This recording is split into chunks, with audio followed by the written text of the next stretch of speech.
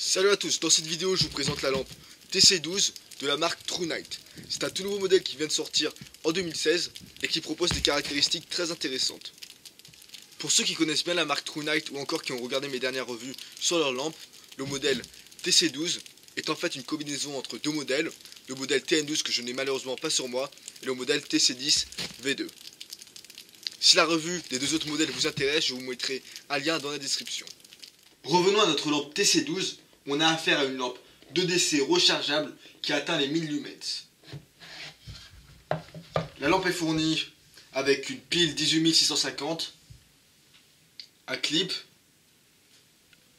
On retrouve aussi une dragon ainsi qu'un rechange de joint torique, un câble USB pour la recharger, un étui et pour finir un guide utilisateur qui est pour la première fois également traduit en français. Rentrons donc plus en détail dans les caractéristiques, puis je vous montrerai ensuite les différents modes disponibles. Au niveau des mesures, on est sur une longueur totale de 14 cm pour un diamètre de 2,5 cm et un poids de 85 grammes. En ce qui concerne les matériaux, le corps de la lampe est en aluminium de qualité aéronautique, plus précisément en aluminium T6051 T6, et il est revêtu d'une finition anti-abrasion. La LED est une Cree XP-L V6 et elle dispose d'une durée de vie de plus de 20 ans. Comme d'habitude, le réflecteur est extrêmement lisse et la lentille est parfaitement transparente, anti-reflet et anti-rayures, ce qui lui assure une bonne durabilité.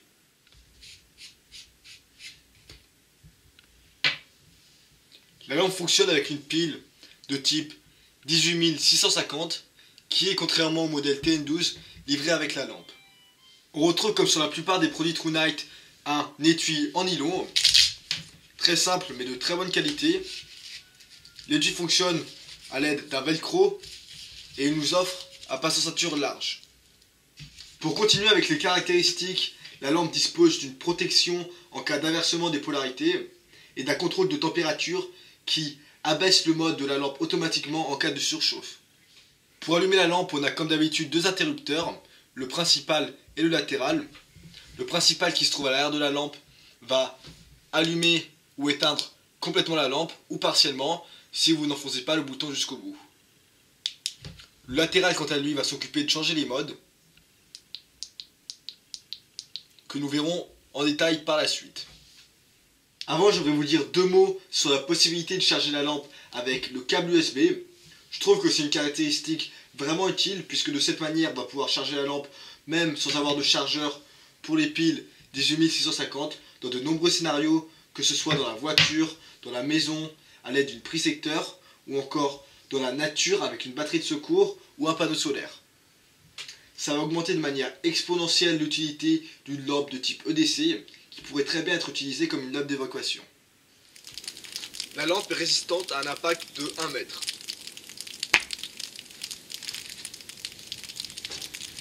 Elle répond également à la norme IPX8, c'est-à-dire qu'elle peut être submergée dans l'eau à une profondeur de moins de 2 mètres.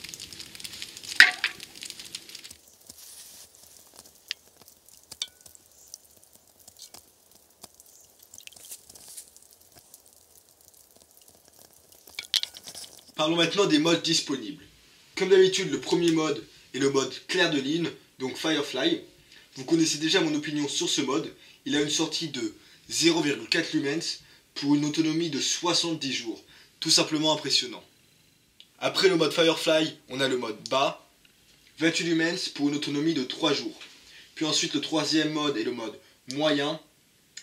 On est sur 180 lumens pour une durée de vie de 9,5 heures. Le quatrième mode, le mode élevé, dispose d'une sortie de 640 lumens pour une durée de vie de 2,5 heures. Le cinquième et dernier mode est le mode turbo, sortie de 1000 lumens avec une autonomie de 2,6 heures. Je suis obligé de cacher le faisceau, sinon il n'y a pas assez de contraste sur ma caméra. Pour finir, il ne faut bien sûr pas oublier le mode strobe, qui avec une sortie de 800 lumens déchire tout simplement les yeux.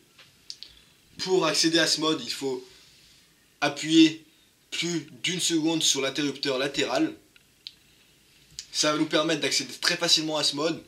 C'est bien plus pratique que de devoir passer par tous les modes avant d'atteindre le mode stroboscope. On se retrouve, il est environ 10 h du soir, je tenais quand même à vous montrer la puissance des différents modes sous la nuit. Donc premier mode, le mode Firefly, presque pas discernable. Ensuite on passe au mode bas.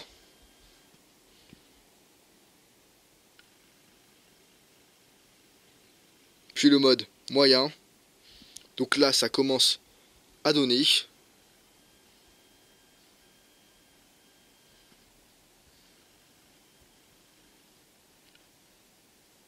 Bon, je vous le rappelle, à chaque fois que je fais une vidéo sur une lampe de poche, ça donne beaucoup moins bien sur la caméra qu'en vrai. Mais bon, ça vous donne quand même une petite idée. Ensuite, passons au mode élevé.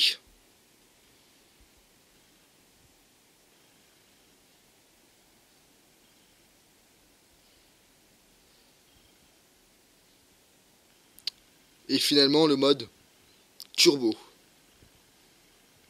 Vous pouvez voir qu'il n'y a pas une énorme différence à l'œil nu entre le mode élevé et le mode turbo, mais ça va jouer au niveau des lumens. Au niveau de la portée du faisceau lumineux, on atteint 274 mètres avec le mode le plus élevé, selon les données que j'ai pu trouver sur le site TrueNight. Donc c'est vraiment impressionnant pour une lampe d'une aussi petite envergure que la TC12.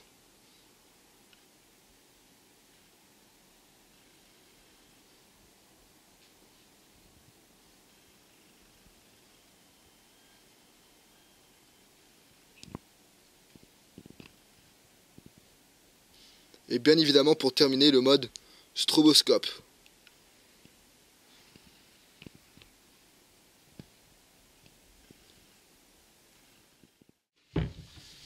Une caractéristique que l'on retrouve sur le modèle TC10 et que j'apprécie beaucoup va être le fait qu'on connaîtra l'état de la batterie de la lampe grâce à un indicateur de lumière qui se situe au centre de l'interrupteur latéral.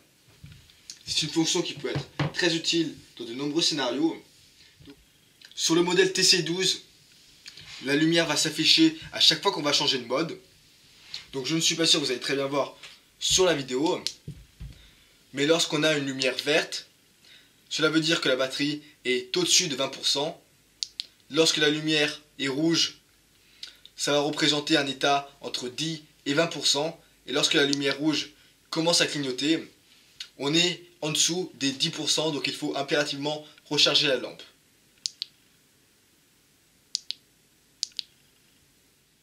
Pour charger cette lampe, il n'y a rien de très sorcier. Vous avez soit la possibilité de charger la pile avec un chargeur approprié, ou directement avec le câble USB qui est fourni avec. Si vous utilisez le câble USB, il faut faire bien attention à allumer la lampe et laisser la batterie à l'intérieur.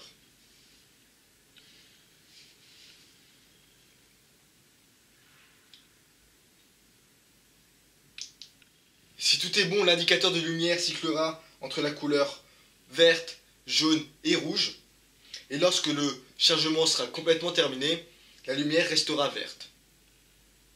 Au niveau du prix, vous allez pouvoir trouver cette lampe pour environ 70 €, ce qui est un prix plus cher que la TN12, mais c'est un prix qui reste raisonnable lorsqu'on prend en compte toutes les nouvelles caractéristiques apportées et le fait que la batterie soit inclue dans la lampe. Pour conclure la vidéo, c'est loin d'être le premier produit de la marque TrueNight que je teste et je n'ai toujours pas trouvé de réels défauts. Je recommande donc cette lampe à tous ceux qui cherchent une bonne lampe de décès. Merci à tous et à la prochaine.